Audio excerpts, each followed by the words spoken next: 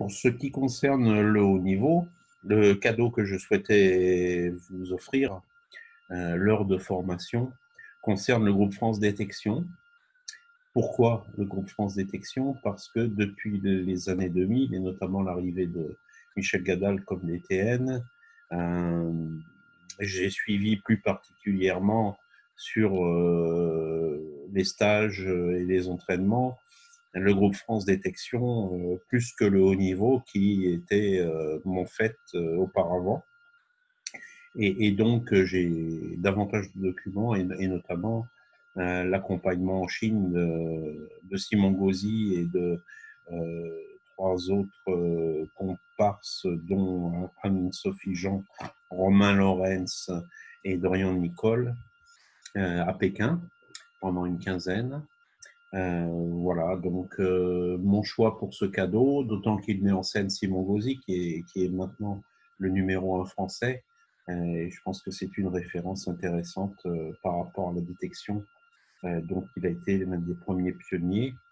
Vous trouverez bien entendu des extraits du stage que nous avons vécu à Shanghai en 2005, mais aussi du stage féminin que Jean-Mi Constant a mené avec les féminines en compagnie d'Étienne Guichert en 2007. Et des extraits des conférences qui ont suivi, puisqu'il y a eu ensuite un DVD sur spécifiquement les féminines, notamment réalisé par Jean Meny, et puis une conférence donnée à Metz lors d'un tournoi international auquel nous avons participé avec Jean Meny.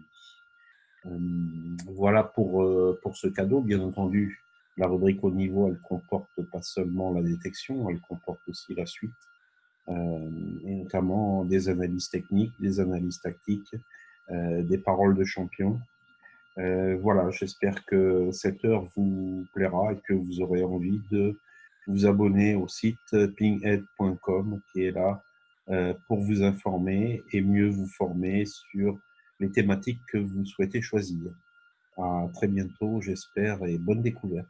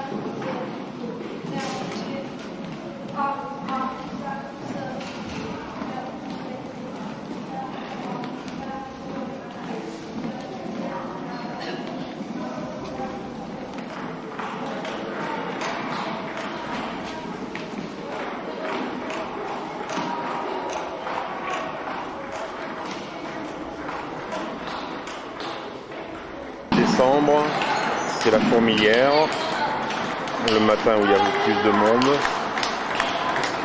Il n'y a pas d'entraînement l'après-midi ni dimanche, donc toutes les tables sont occupées, voire même les joueurs jouent en 3.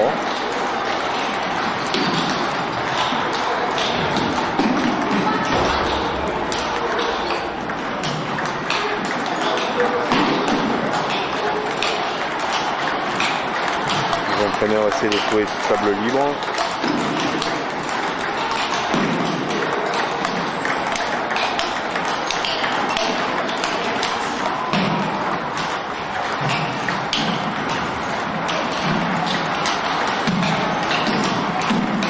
Avant-hier.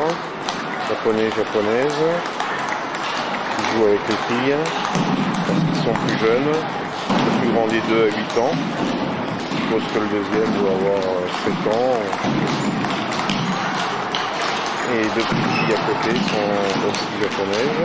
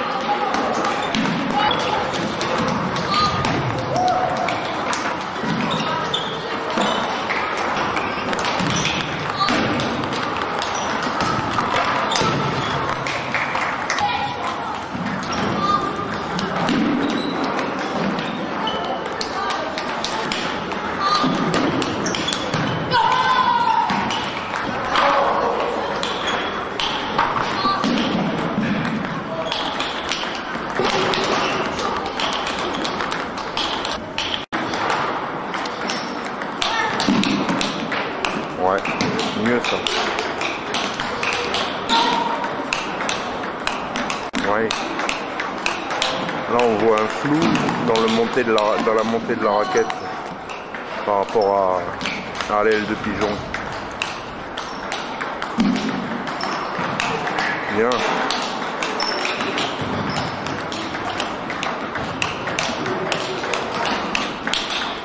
Beaucoup mieux là.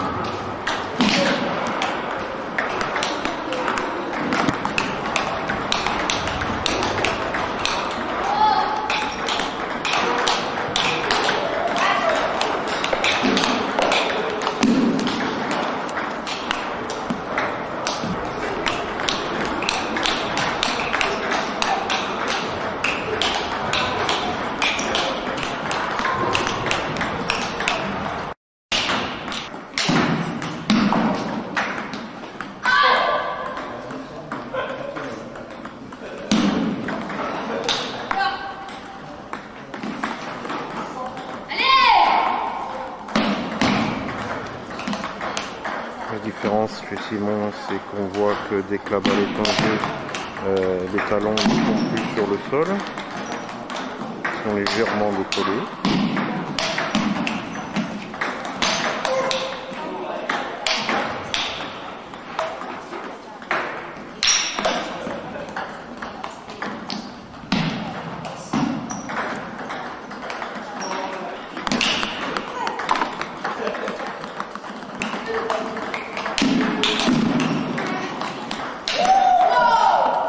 bassin, épaule, tronc qui se tient.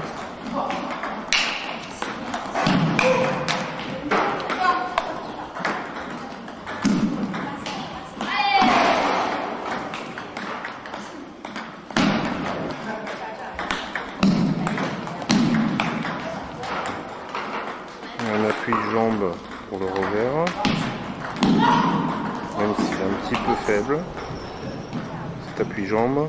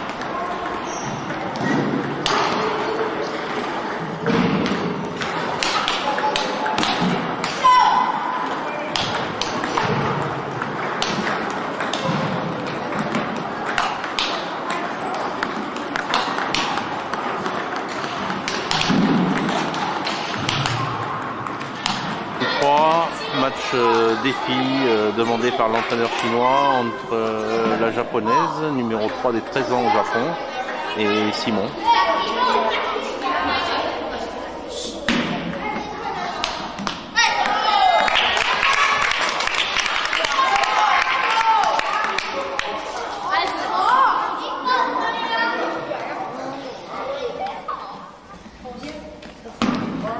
气功。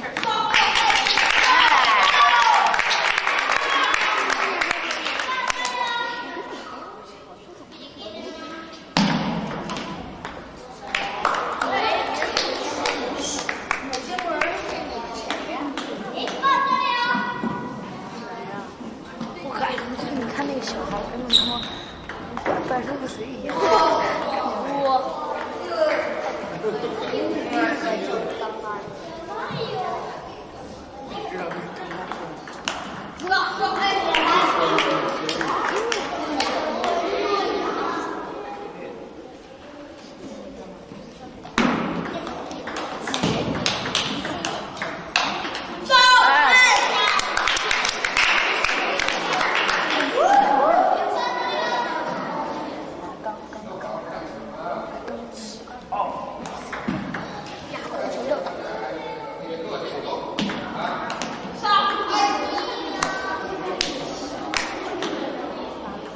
蓝色衣服这样擦擦的，瘦了点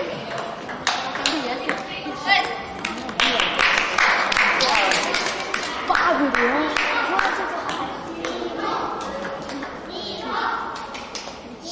蜜套。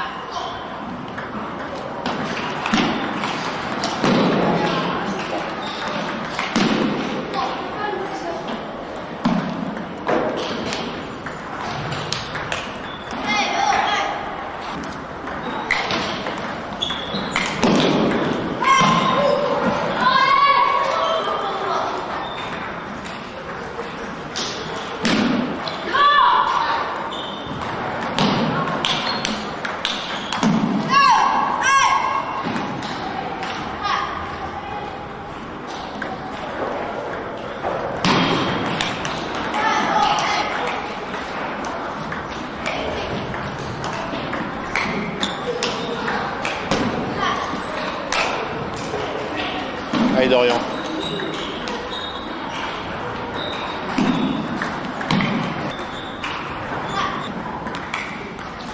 Simon. Pour jeudi 29 après-midi, rencontre Chine-France comme la France mène 2-1 après la première série de matchs. Pas voulu rater ça, donc je reprends le deuxième tour de la rencontre sur le début de la bande. Simon Chaiwei, qu'on appelle Tibert, qui a perdu son premier set 11-8. Romain a gagné 11-7. son premier set et Dorian a dû perdre son premier set sur Li Chai-Chei qu'on appelle Wang Liqing, qui a perdu précédemment Romain 3-1, tous les scores étaient serrés.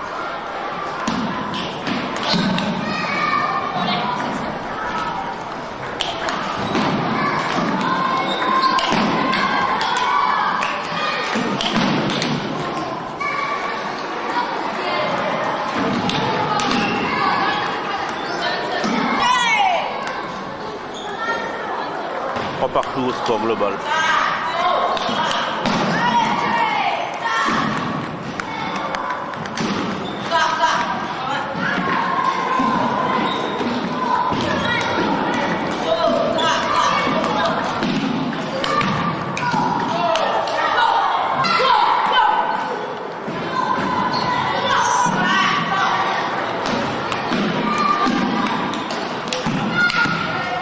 Dorian a gagné son premier set.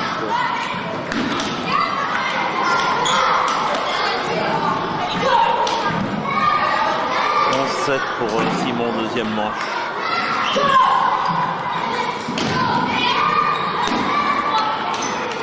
11-3 Romain, deuxième manche.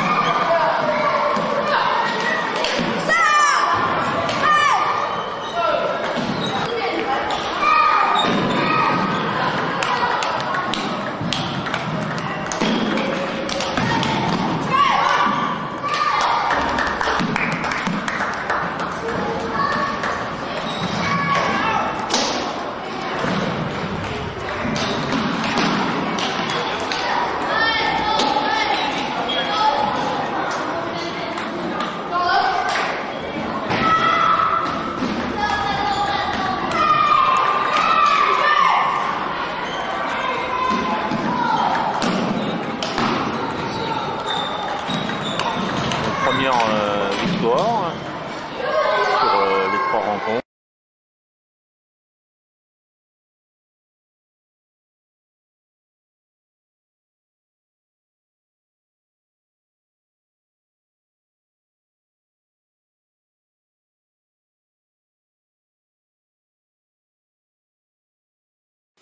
Pour la 4e fois en 2 ans et demi, des joueurs du groupe France Détection se sont rendus en décembre 2007 au centre de Shichai. Que recherchons-nous en allant là-bas? D'abord l'expertise technique des Chinois, et puis une deuxième chose, c'est l'intensité que nous rencontrons dans ce centre. Le centre est un centre provincial, comme il en existe dans toute la Chine, dans toutes les provinces de Chine. Il accueille environ 60 à 70 enfants de 7 à 12 ans, autant de garçons que de filles. Et ce centre est encadré par une douzaine d'entraîneurs permanents et par environ une quinzaine de vacataires. Le tennis de table n'est qu'un sport parmi d'autres. En fait, la structure où nous sommes ressemble à un de nos crêpes, sauf que nous sommes à la dimension chinoise et que pour encadrer 300 sportifs environ, il y a 400 personnes qui travaillent à l'intérieur de ce centre. Pour le tennis de table, on peut dire que c'est une structure majeure puisque la championne du monde Zhang Yining est issue de ce centre et bien d'autres sportifs également, bien d'autres pongistes, mais aussi plus proche de nous en termes géographiques, Gu Yunfeng, qui nous aide beaucoup à la mise en place de ces stages, est également issue de ce centre.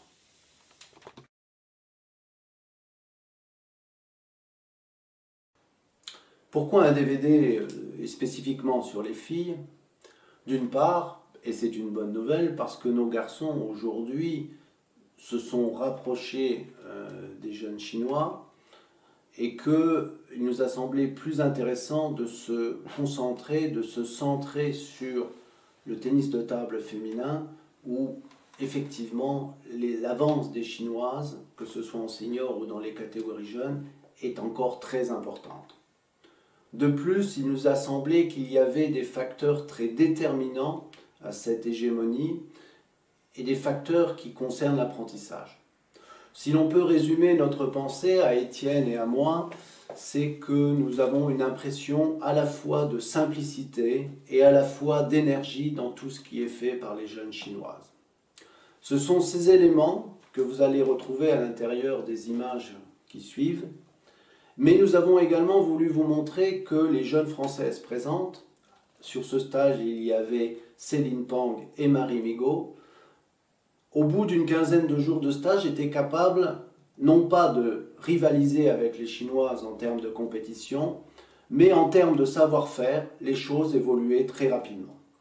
Je vous souhaite un bon visionnage et également je vous signale que, en complément de ce DVD, vous pouvez retrouver dans le France Tennis de table de février 2008 un article complémentaire à ce que vous verrez.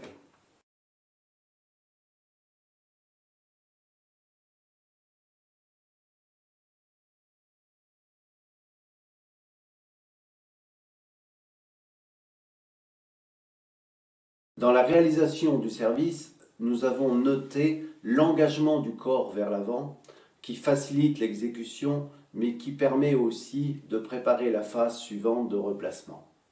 L'autre aspect que nous avons voulu montrer avec ce service long coupé dans le revers, c'est l'aspect tactique puisque c'est un service qui est très fréquemment utilisé par les joueuses chinoises.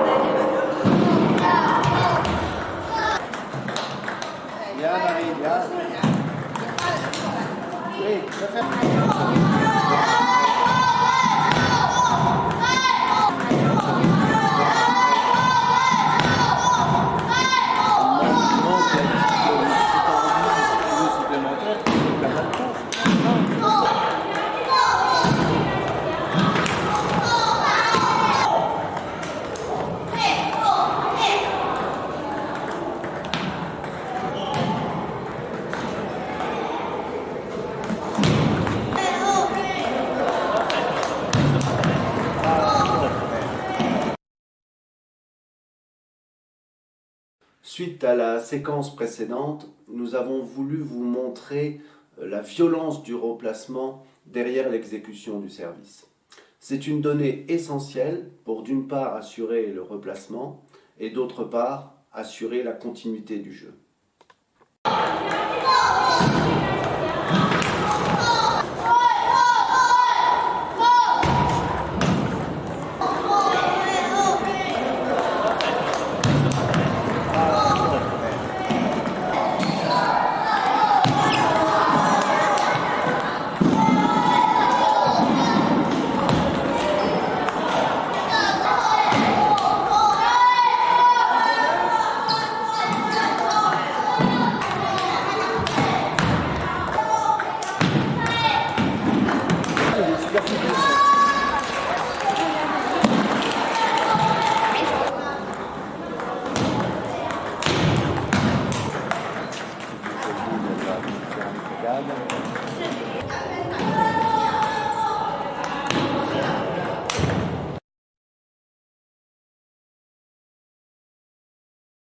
Après les images consacrées au service, nous n'avons pas voulu passer sous silence la remise de service.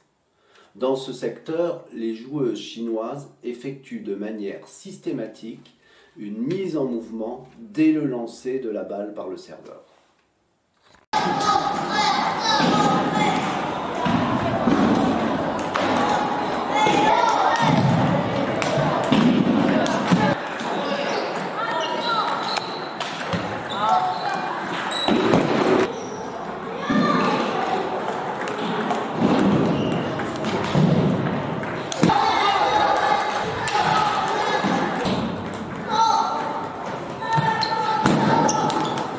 Jusqu'au plus je suis plus large, c'est un 16 millième.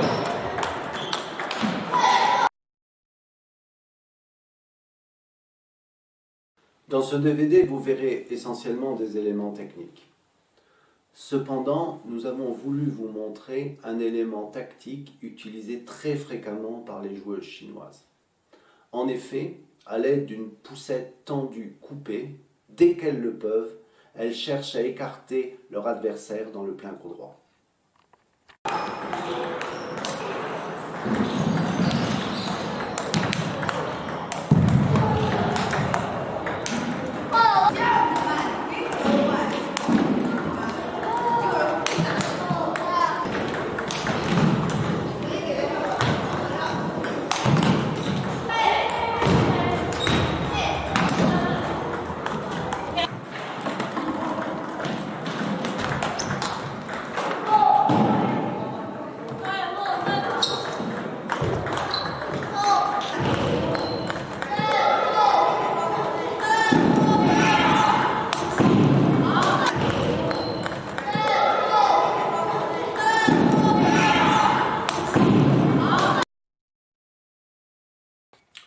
Sur ces images, vous constaterez qu'en topspin coup droit, même sur une balle coupée, les joueuses chinoises, après une préparation dynamique, s'engagent vers l'avant et vont prendre la balle relativement tôt.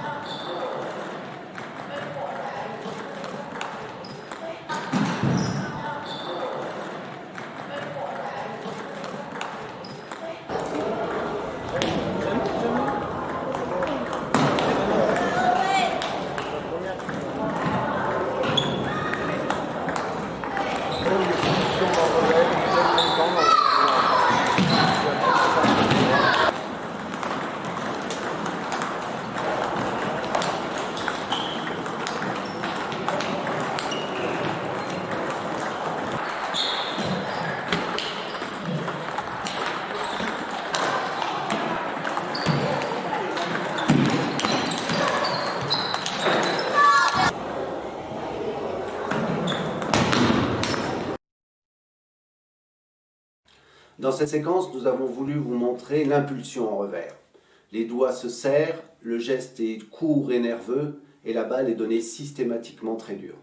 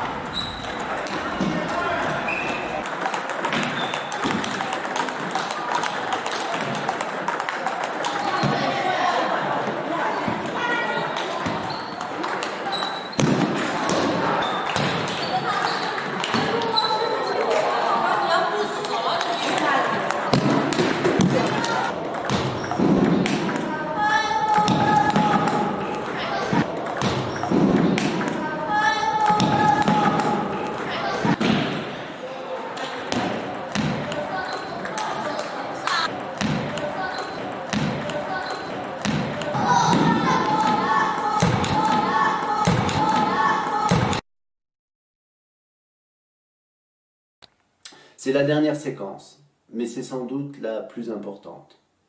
Chez les joueuses chinoises, on retrouve systématiquement, quelle que soit la nature des balles jouées, un mouvement permanent qui leur permette d'être toujours bien placées.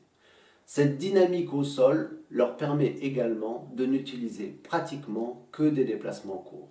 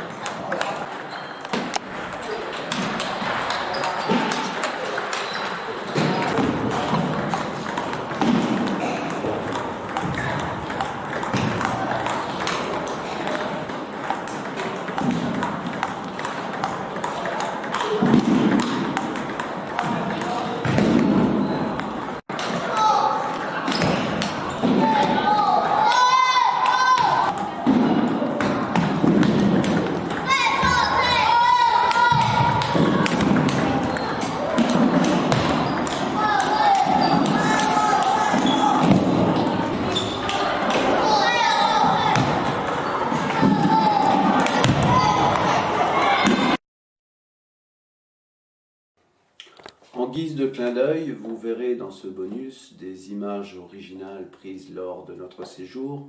Je vous conseille particulièrement le joueur qui a 5 ans et la petite fille de 6 ans dont la raquette vous surprendra.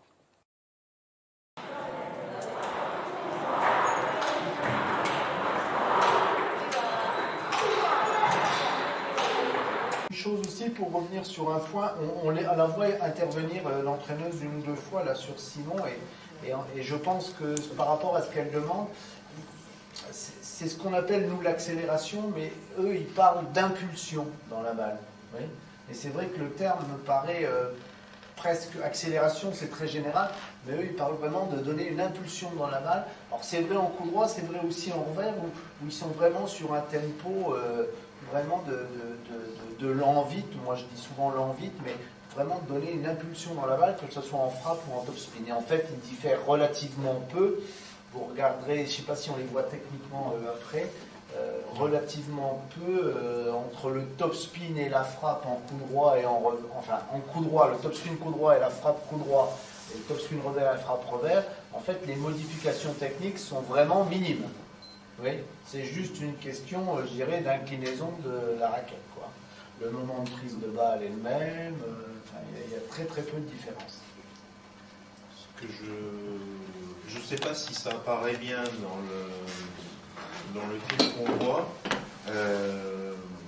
J'espère que vous avez remarqué une différence quand même entre les exercices des garçons et les exercices des filles. On ne parle pas du travail de panier de balle là, mais les exercices à la table. C'est-à-dire que si les situations des filles sont plus souvent fermées, effectivement, chez les garçons, il y a beaucoup plus d'aléatoires, beaucoup plus de jeux libres, où l'exercice débute par et finit en marquant le point, quoi, en fait. Donc, pour moi, le rapport, il n'est pas du tout le même dans le pourcentage à l'entraînement entre les filles et les garçons. Combien de temps ils servent par jour? Combien de temps ils servent par jour? Difficile à évaluer. Il y a toujours par séance d'entraînement au moins un exercice de 15 minutes de service, suivi de service jeu libre. Et puis après, quelques exercices autour des premières balles, quoi. Donc, voilà. Mais spécifiquement, c'est pas énorme. Hein, c'est pas... Je pensais que ça serait plus que ça, parce que auparavant, en tout cas, j'avais été dans des centres où ils servaient beaucoup plus. Et je pense qu'on est relativement en avance par rapport à eux sur ce qui concerne notamment la variété des services, parce que eux, essentiellement, travaillent sur le service coup droit sortant. Il y en a un d'entre eux qui a essayé de travailler le rentrant après avoir vu nos joueurs, du revers un petit peu, mais ça va dire plus. Et les situations de service, c'est fermé, c'est-à-dire qu'ils font un service pendant 15 minutes ou ça change, ou ça évolue, ou il y a des variations? Non. Il y a relativement peu de consignes quand ils travaillent le service. Ouais. Il y a relativement, c'est assez individuel. C'est placé à des moments différents dans la séance. Ouais. Ouais. C'est placé à des moments différents dans la séance. Moi, je les ai vus aussi beaucoup travailler sous forme, ce qu'on ne fait peut-être pas assez nous, de forme de panier de balles, c'est-à-dire service-remise. Oui, uniquement la remise. D'accord, avec une situation qui m'a paru intéressante, c'est-à-dire 2 serveurs, un relanceur, et un serveur qui servait long libre et un serveur qui servait court libre. Oui. Ça m'a paru assez intéressant au niveau de l'intensité, puis de la variation que ça a apporté, puis c'était pas mal. Mais effectivement, globalement aussi, un petit peu moins. Moi, je l'explique par quand même... je l'explique le fait qu'ils travaillent moins par le fait qu'il y a énormément de temps de compétition. Oui, et c'est pas un hasard, parce que à la fois Philippe et moi, on a trouvé que c'était énorme, c'est-à-dire que le temps de compétition, tu travailles, tu sers quand même aussi. Hein. Donc par rapport à ça, ça m'a étonné un petit peu moins, mais bon, c'est vrai qu'entre le travail spécifique et le temps de compétition, ça fait finalement quand même pas mal de travail de service. Par contre, sur ce que j'ai vu moi sur le service, au niveau du rythme, c'est pareil. Tu dis que la variété, ils sont en dessous, c'est sûr. Par contre, tous on voit le monter doucement et tous on voit en fait le rythme. Et je pense qu'après, justement, ils ont 12 ans, ils ont déjà ce rythme-là. Après, faut aller voir ailleurs, quoi. Quand on a déjà ce rythme au service, derrière on peut faire autre chose. Et je pense que c'est même les filles, c'est la fille qui jouait sur cette flagrant sur un seul. Elle a un rythme au service qui joue beaucoup là-dessus. C'était flagrant par rapport à nous, qui faisons un peu plus de choses, mais où on sent qu'il y a juste il manque encore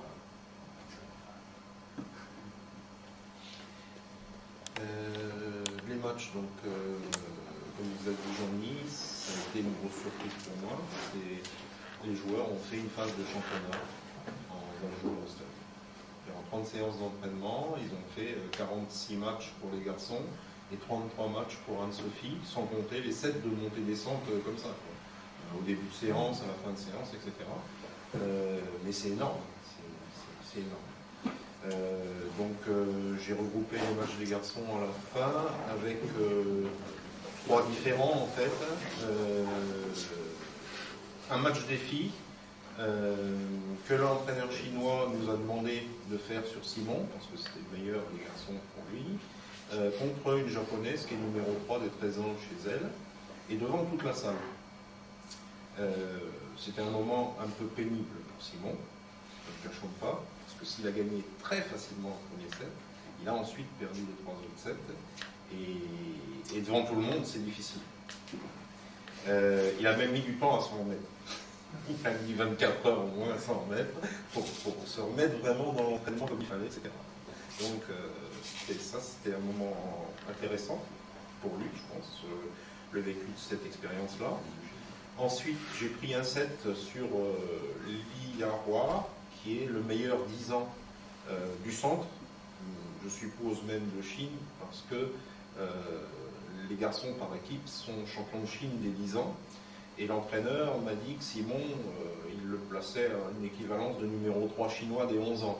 Donc comme Simon n'a gagné aucun de ces 4 matchs sur ce 10 ans-là, je pense qu'il doit être numéro 1 au moins du centre, si ce n'est, parce qu'on n'a pas vu tous les 10 ans quand même, hein. Ils avaient des horaires différents. Voilà. Et puis le dernier moment, c'est un moment assez long, qui est important, symboliquement, parce que c'est le dernier match Chine-France. On a fait 3 Chine-France garçons contre garçons. On a pris 2 fois 8-1. Les 2 derniers matchs étaient les derniers jours du stage, un le matin, un l'après-midi, pas avec les mêmes joueurs en face. Mais le matin, on a pris 8-1. Et après remontée de bretelles entre midi et 2, pour la première fois, ils ont gagné 5-4 l'après-midi, avec, cette fois-ci, la seule chose qui a changé, c'est la combativité, c'est la mentalité, c'est la façon de s'engager, et ça inverse complètement le résultat. Donc, je pensais que c'était important de... Sur les mêmes joueurs que le matin? Non, pas sur les mêmes joueurs que le matin. Mais ceci dit, les 2 8-1 qu'ils avaient pris, c'était aussi sur des joueurs différents. Juste une chose sur la période de compétition dont on parle, là, les matchs dont on parle, c'est du jeu libre complet. C'est toujours 11 points. Il n'y a pas d'aménagement ou de thème spécifique. C'est pas vrai pour moi. T'es arrivé chez toi? Il y a eu pas mal de séquences. Enfin, au moins. Mais il y a quand même eu un certain nombre de séquences où il y avait des relais par équipe de 2 à partir de 10 partout, ou des 7 à partir de 5-5. Mais en jeu libre, pas en thème, avec des thèmes. Sur l'aménagement du type de compétition, oui. Mais sur des thèmes, il n'y a pas de thème donné pendant la compétition. C'est jeu libre. Pour terminer ce cadeau concernant la détection et le groupe France Détection, je voulais vous faire partager une enquête qui a été réalisée aux Euro Mini Champs. Donc, je rappelle que les catégories d'âge sont 11 et 12 ans, en 2008. Alors, bien entendu, cette enquête mériterait d'être actualisée, mais elle est néanmoins intéressante au vu des questions posées aux sélections qui étaient présentes pour ces catégories d'âge-là et concernant la détection. Mais pas que les Européens, puisque une délégation chinoise était également présente sur cette édition des Euro Mini Champs. Donc, je vous présente les questions que nous avions décidé de poser aux différents entraîneurs et accompagnateurs des délégations. Je vous laisse les lire. Il y en a 9 au total qui doivent vous sembler intéressantes, je pense. Ces 9 questions, nous allons les détailler au fur et à mesure des réponses à ce questionnaire. Bien évidemment, toutes les nations n'ont pas forcément répondu à toutes les questions, donc il y aura peut-être un certain nombre de blancs, mais néanmoins, ça donne une base intéressante. Il y a 12 ans de cela, en fait, comment les nations géraient la formation des jeunes et à quel âge leurs joueurs débutent-ils? C'était la première question. Et puis, en complément, le volume d'entraînement hebdomadaire à cet âge. Donc, on voit sur la première diapositive que ça commence à 6 ans pour aller jusqu'à 9 ans en Angleterre et qu'il y a une grosse différence, évidemment, entre la Biélorussie de 1h30 à 4 heures ou 2 heures en Angleterre ou 25 heures pour les 6-7 ans qui sont consacrés en Chine. Il faut signaler que l'Allemagne n'a pas envoyé une sélection nationale parce que pour cet âge-là, il n'y a pas de programme fédéral. Ce sont les régions. Et donc là, c'est la Thuringe qui a envoyé un groupe de joueurs, mais la République fédérale allemande ne fait pas de programme national, ne faisait pas en tout cas à cette époque de programme national pour les jeunes. La suite de ces réponses sur la diapositive suivante avec les nations suivantes. Et on voit que ça commence plutôt autour de 5 ans et jusqu'à 10 ans pour la Suède. Et il n'y a pas de réponse sur le volume hebdomadaire d'entraînement, hormis pour la République tchèque, 2 à 4 heures. Voilà, ce qui est dans la moyenne des nations européennes en règle générale.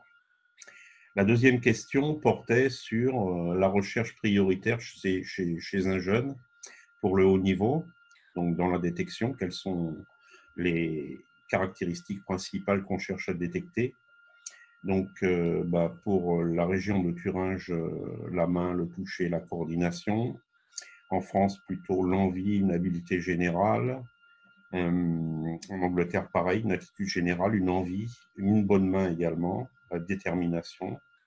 L'autre région allemande qui avait envoyé une délégation, qui est Essen, sensation, toucher, anticipation.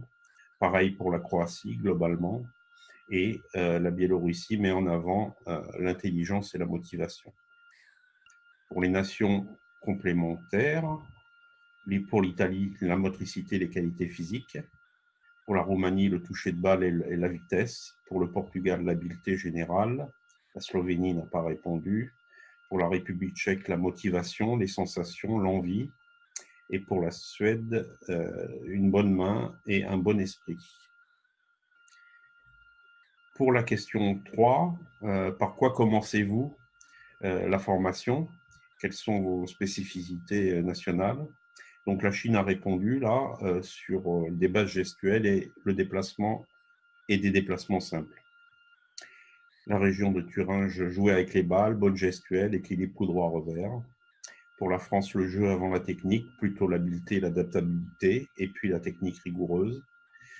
Pour la Biélorussie, position du mouvement, le contrôle du mouvement, la poussette. L'Angleterre, une bonne prise de raquette. Essen, topspin coup droit et topspin revers, dominé en coup droit, et la technique du coup droit et les déplacements pour la Croatie. Et pour l'Italie, d'abord le physique, le coup droit et le revers, les services, le déplacement, la technique, ce qui fait beaucoup. La Roumanie, attaque coup droit et revers, puis la poussette de fort service, des topspins et le mental, ce qui fait aussi beaucoup. Le Portugal, les bases techniques générales, l'intelligence de jeu. La Slovénie, les bases techniques, l'intelligence de jeu et l'envie de s'entraîner. La République tchèque, un équilibre coup droit revers, malin dans le jeu. Et en Suède, la technique, le mouvement et les styles individuels. Donc on s'aperçoit qu'il y a un équilibre coup droit revers. Il y a peu de nations qui donnent le physique, mais beaucoup plus l'envie de jouer, l'intelligence, le côté malin. Donc, il y a entre technique et jeu un équilibre trouvé dans les priorités nationales. La question 4 était: avez-vous différents objectifs en fonction de l'âge et si oui, lesquels? Alors, pour la Chine, 5 périodes: début, progrès, résultat, amélioration et devenir champion ensuite. Pour Thuringe, c'est gestuel général, adaptation ensuite aux points forts et faibles. France, une approche différente pour les garçons et les filles. Biélorussie, conserver la motivation à chaque âge. Angleterre, plaisir du jeu et motivation, gestes et déplacements. Essen, tout dépend du joueur et de l'entraîneur. Croatie, ça dépend aussi des entraîneurs, il n'y a pas de programme national. Pour l'Italie, la Roumanie, le Portugal et la Slovénie n'ont pas répondu. En République tchèque, c'est un travail technique en fonction de l'âge. Et en Suède, c'est d'abord le plaisir du jeu et puis la technique en fonction du nombre de séances. La question 5 portait sur quelle route ou quelle évolution pour un jeune et quelles sont vos structures nationales. Pour la Chine, donc les 6-7 ans sont en région et vers 12-13 ans, ils arrivent sur un centre national. Pour Thuringe, entre 8 et 11 ans, c'est un centre de club et entre 10 et 12 ans, il y a 25 heures par semaine et plutôt en club également. Et pareil pour Essen, avec un centre régional à Düsseldorf. Pour la France, on a le groupe France Détection et les clubs pour les 8-9 ans, et les pôles, les structures Pôle France notamment, pour les 12-13 ans, à partir de 12 ans. La Biélorussie, les 10-15 ans sont dans des centres, s'entraînent 2 fois par jour. Il existe un centre national et il y a 6 régions qui fonctionnent avec des centres. En Angleterre, les 7-11 ans jouent dans un club et les 12 ans rejoignent un centre comme en France ou comme en Biélorussie. En Croatie, ce sont les clubs qui fonctionnent, il n'y a pas de centre. En Italie, il y a certains clubs de haut niveau, mais pas de centre. En Roumanie, dès 9 ans, il est possible de rentrer en centre national. Au Portugal, ce sont des stages mensuels pour les moins de 15 ans, et puis il y a 2 centres nationaux d'entraînement. En Slovénie, ce sont uniquement les clubs qui travaillent. En République tchèque, par contre, il y a 5 centres élites à partir de 14 ans. Et en Suède, ça fonctionne avec de nombreux stages par an pour les 11-13 ans et avec des centres nationaux également ensuite. La 6e question était: quelle évolution ou révolution voyez-vous dans les 10 ans à venir? On y est d'ailleurs. Pour la Chine, plus de puissance, le physique devient important et les défenseurs attaquent également. Pour Thuringe, l'entraînement intensif, mais pas de nouvelles techniques. En France, renouveler les détails permet de prendre un temps d'avance. La Biélorussie n'a pas répondu. En Angleterre, des raquettes plus lentes et qui favorisent les softs et les picots. À Essen, l'évolution des systèmes de jeu, sans préciser comment. En Croatie, les dames joueront comme les hommes. Pour l'Italie, pas de réponse. Pour la Roumanie non plus. Pour le Portugal, toujours plus de vitesse. Pour la République tchèque, plus de joueurs en Europe. Pour la Slovénie et la Suède, pas de réponse. Question 7. Comment rivaliser avec les Chinois? Nous n'avons bien entendu pas demandé aux Chinois de nous répondre à cette question. Thuringe n'a pas répondu non plus. Pour la France, c'est être aussi fort qu'eux sur les fondamentaux. Pour la Biélorussie, c'est aller voir en Chine. Pour l'Angleterre, c'est s'entraîner aussi dur et être intelligent tactiquement. Pour Essen, c'est les rencontrer souvent, mais ne pas les copier. Pour la Croatie, l'Europe doit faire cause commune. Et complément avec l'Italie qui n'a pas répondu, la Roumanie, 8 heures d'entraînement par jour, le Portugal, plus d'entraînement et de formation pour avoir de meilleurs cadres, la Slovénie, l'Europe doit s'unir, la République tchèque, jouer plus contre eux, pas s'entraîner avec eux, et la Suède, commencer plus jeune et des styles plus individuels. Donc, on voit que 2 nations recommandent une Union européenne contre les Asiatiques, et qu'il y en a 2 également, nations, qui préconisent de jouer plus contre eux, voire s'entraîner avec eux, aller voir ce qui se passe. Voilà. La question 8 était: combien de joueurs y a-t-il dans votre pays, hommes, dames et jeunes?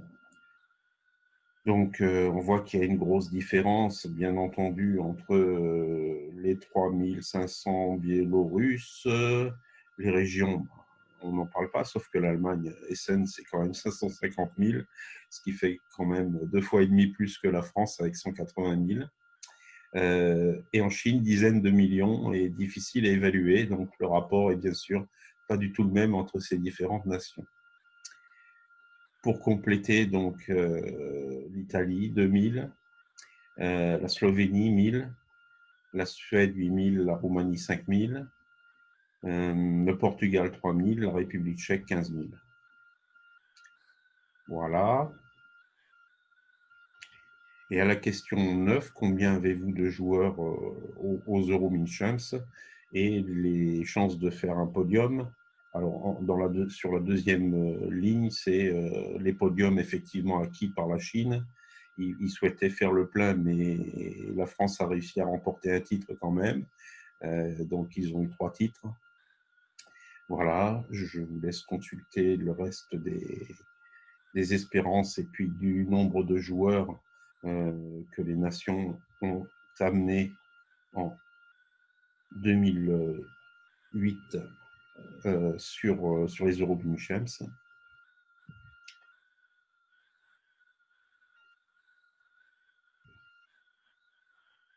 C'était la dernière question, donc on va terminer par un tableau des médailles de l'édition 2008.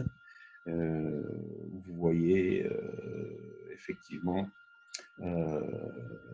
sur la première ligne les médailles d'or, sur la seconde ligne les médailles d'argent et sur la troisième ligne les médailles de bronze remportées pour les années de naissance qui étaient 96 et 97 pour cette édition 2008 des Euro Mini Champs. Voilà, nous avons fait cette enquête et puis tourné des vidéos à l'occasion d'une formation professionnelle continue dont les participants ont été les suivants.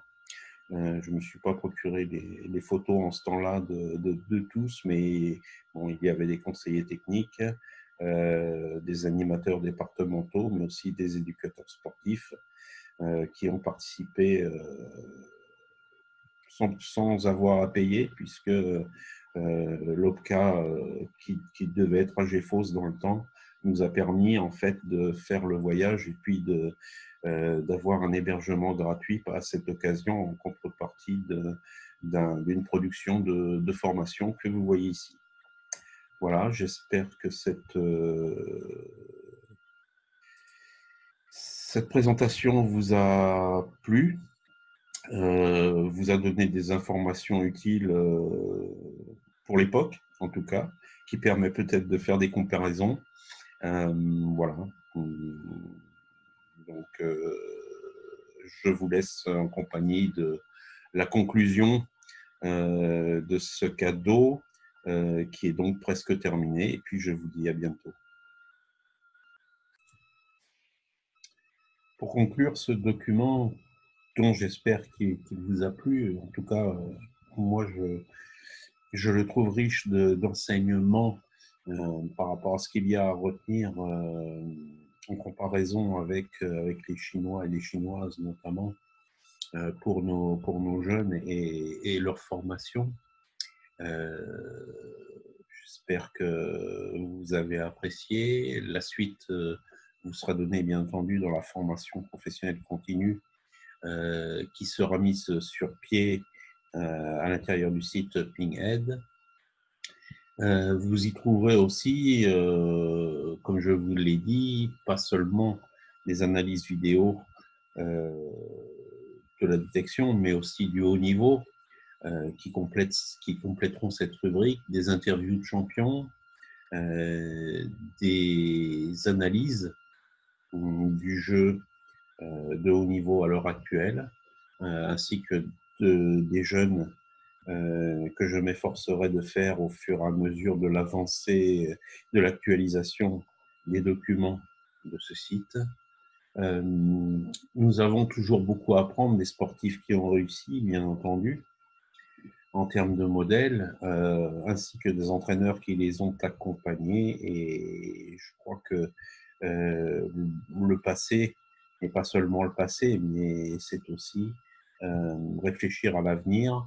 Et donc, le modèle qui est le haut niveau doit nous servir à progresser à tout échelon, que ce soit du club jusqu'au niveau national. Merci d'avoir suivi cette formation. J'espère que vous continuerez à venir régulièrement visiter non seulement le blog du site Pinhead qui contient les documents gratuits, mais n'hésitez pas, bien entendu, à vous abonner à celui-ci et à commander, pourquoi pas, une formation en détail pour la rubrique qui vous intéresse. Bonne continuation à chacune et chacun et à très bientôt, j'espère.